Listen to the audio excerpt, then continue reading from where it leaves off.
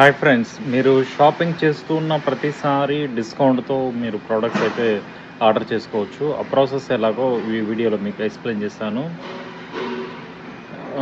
ఎలా అని తెలుసుకోబోయే ముందు మన ఛానల్‌ని సబ్స్క్రైబ్ చేసుకొని పక్కన బెల్ సింబల్‌ని యాక్టివేట్ చేసుకోండి.